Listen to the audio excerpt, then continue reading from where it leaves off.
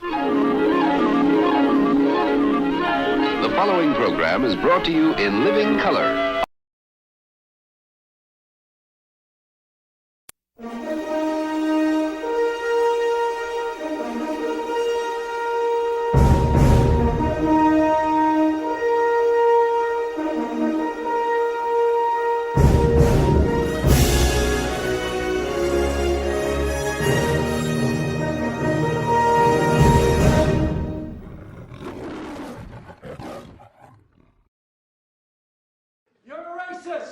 Who the hell is, oh, yeah, I knew this was going to happen.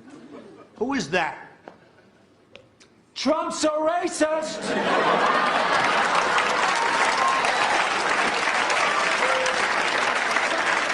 It's Larry David. What are you doing, Larry? I heard if I yelled that, they'd give me $5,000. As a businessman, I can fully respect that. That's okay.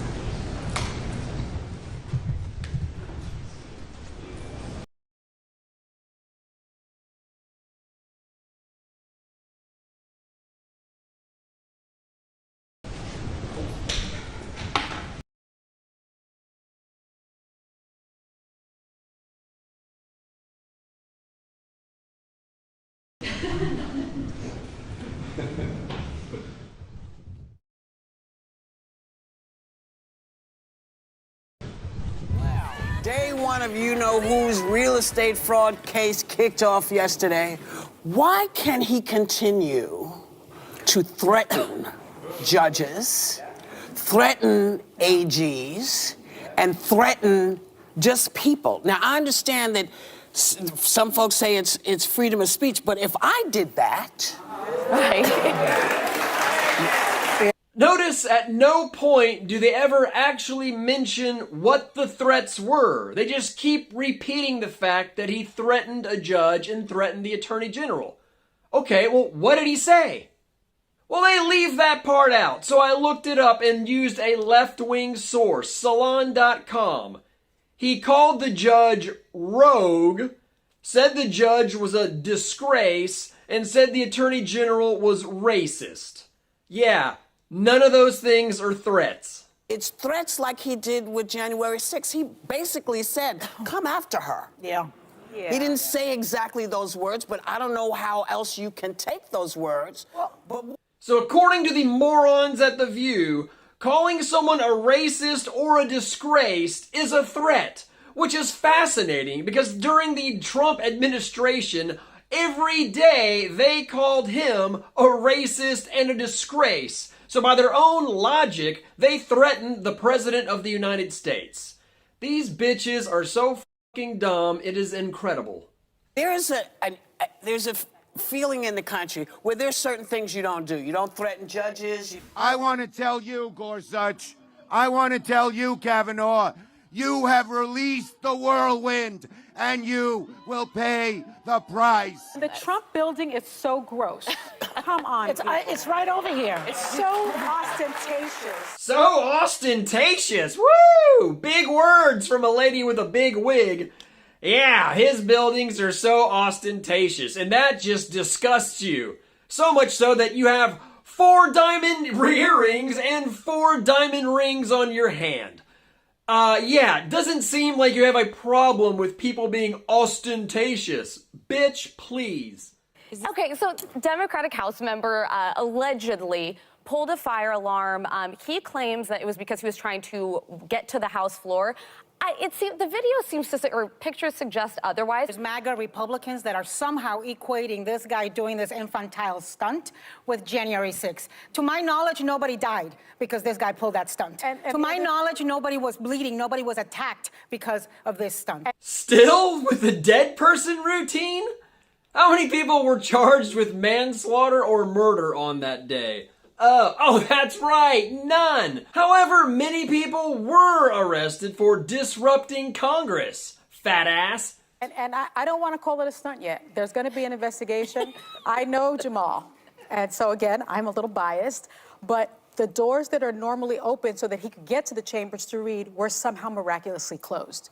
How did that happen? And so, yes, sometimes you're freaking out and you're in an elevator and you're pressing all the buttons. Yeah, because that happens all the time. You remember that time you were in a hurry and you wanted to go to the first floor and you just started pushing buttons and oh, gee whiz, you went to the 4th and the 5th and the 6th and the 8th floor? Uh-huh. It is quite possible that he was trying to get there and the door, not panic, but you know, if you're not looking, because it's a door that's normally open, you just go and you press a button. Oh, the door is usually open, like Kamala Harris's legs. And I mean, if a door is usually open, but now it's closed, it's totally cool to break the law. I know, it just looks like a button. I can't see the button. I think he could. He was. The View gets embarrassingly caught on a hot mic. Listen closely. More voters and the GOP. Oh, God. Did you hear that? She goes, oh, my God. More voters and the GOP. Oh, God. It was under her breath. They did not mean for the mic to pick that up. But she can't believe what a clam omelet this guy is. Pete Buttigieg on The View. That information, that messaging, it doesn't seem to be resonating with the country. What would you list as the administration's accomplishments? I think she's saying, oh my God, because she has to list the administration's accomplishments, you know, like rising inflation, like zero border around the United States, like auto workers losing their jobs, like doubling the price of eggs, making baby formula unavailable. That's the legacy, losing Afghanistan. Or at the very least, why hasn't this administration been able to find that bridge with... Why can't they find a bridge with voters in the GOP? Because the people aren't stupid, Sonny.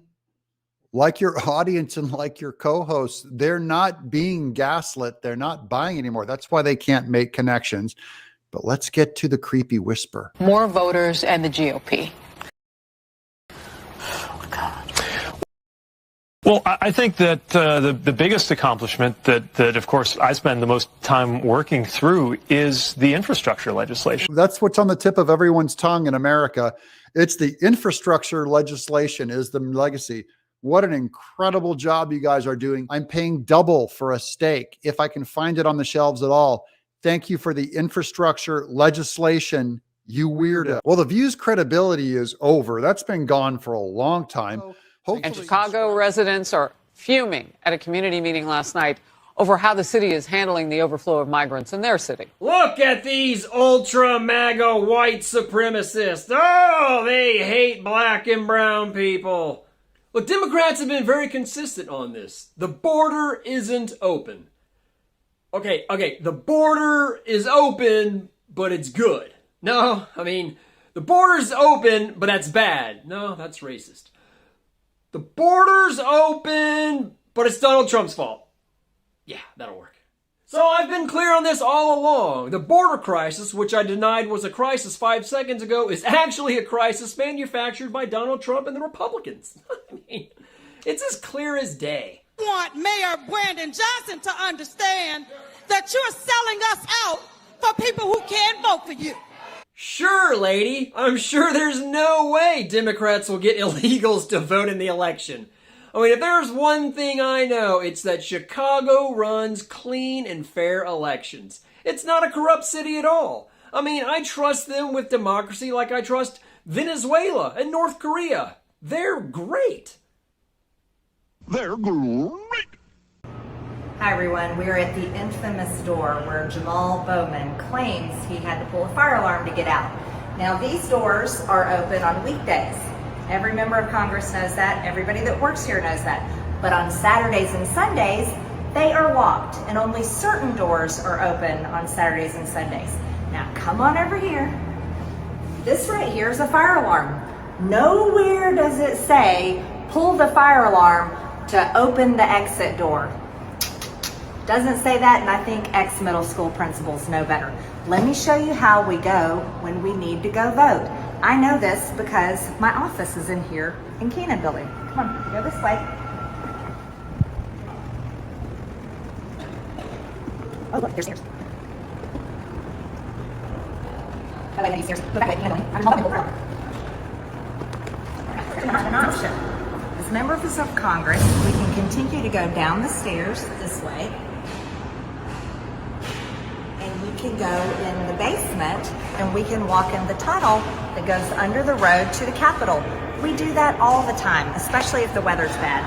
Or you can come around this way.